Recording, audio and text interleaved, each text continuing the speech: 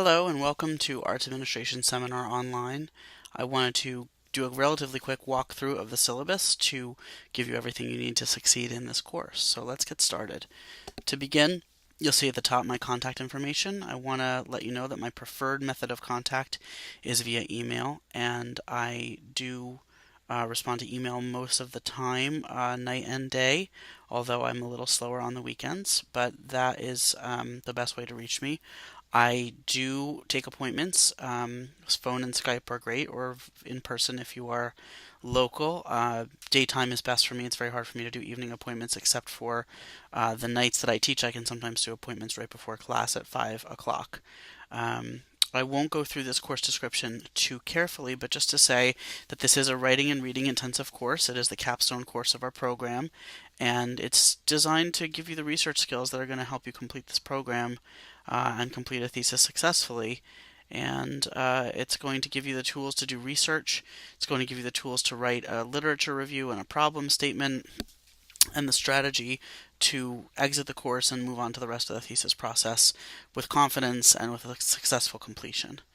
The next thing on the syllabus is the course goals, both at the university level and at the program level. And although I won't go through these, I think it's worth taking a look at because we do spend a lot of time thinking about what each course is good for and how each course is different.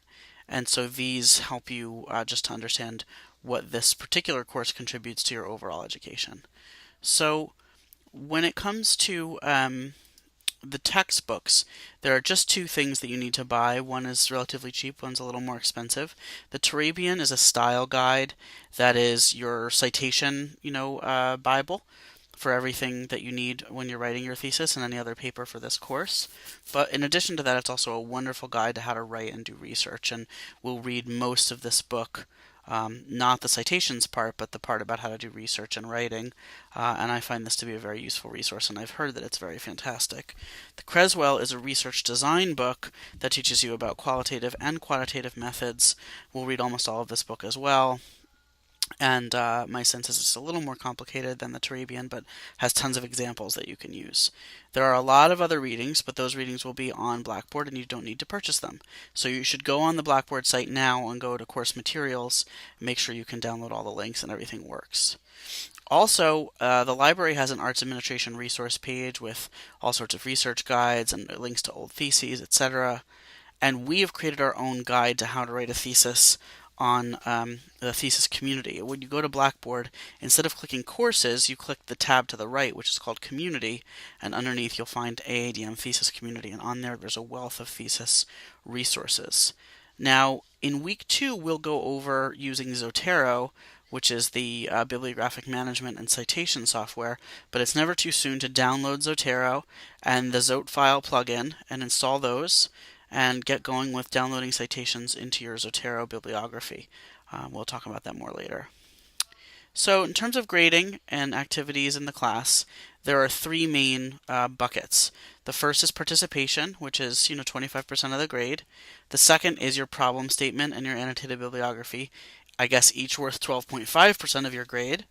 But the final proposal that you turn in at the end of the term is actually worth 50% of the grade. It's a revised version of your problem statement, your annotated bibliography, your literature review, and your methodology. It's going to have everything in it that you need to go forward with your master's thesis. And so everything you do in the term culminates in this final piece. So let's talk a little bit more about these assignments themselves. We will have discussion board. You have to post 3 times per week, the first time on Saturday. The readings are due the date they are on the syllabus, and you should be ready to discuss them. The first post must be up on Saturday and must be a substantial original post based on the week's readings. So the more you refer to the readings or my questions, the better you will do. And the other posts can be in response to other people's posts, but have to be substantial, not just I agree or me too, but thoughtful, substantial, again, even referring to the readings. And in order to get 3 good posts out of the week, I expect you'll go into the discussion board at least 4 times a week, and not just on the last 2 days of the week, because that means we have really bad discussions for 5 out of the 7 days.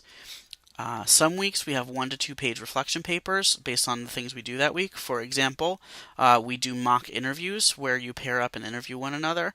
You just do a 1 pager on what that experience was like, just to give me a sense of what it feels like to be interviewed and to interview someone. So I really don't want you to spend more than a half an hour or an hour on these reflection papers. They're just designed to get you thinking, not as a major assignment. The problem and purpose statement we'll talk more about when we get closer, but it is a statement of what your problem is that you're trying to write your thesis about, what your research questions are, why it's important, how your question fits into the general field, and your methods and how you'll get data. And this is really the first stab at figuring out what your thesis is, and it's due in Unit 4. It's followed up in Unit 8 by a list of 20 sources that you're likely to use in your final paper. These will be everything from academic journal articles to books to news magazine articles, newspaper articles, blog posts, etc. And for the first version of this article, it's just a list with the citation and the sort of notes on each. Then you turn that 2 weeks later into a literature review, which is a narrative essay form of the same document. That lit review is not handed in separately. It's rolled into your final thesis research proposal, which is due at the end of the term, 10 to 15 pages as a guideline, with all of the things from the term, including the literature review, the problem statement, your methodology, and your research questions. So those are your assignments for the class. Now let's get into the weekly overview. The first week, you're going to be reading Creswell and Turabian. You'll be doing an introduction and overview and just this notion of worldviews of researchers and how to make sure your thesis is a doable project. The second week we'll have videos from librarian Tom Ipri about how to use Zotero, how to take good notes, and how to download data from the census. There's an assignment in the second week, which is to download 2 theses from the thesis archive and skim them and write a quick reflection on what it's like to read prior theses written by people in the program. The third week, we look at case studies and plan on doing problem statements and purpose statements. And beginning this week, for each of the next 5 weeks, you should be in the background finding 4 articles that relate to your thesis topic and add them into your Zotero.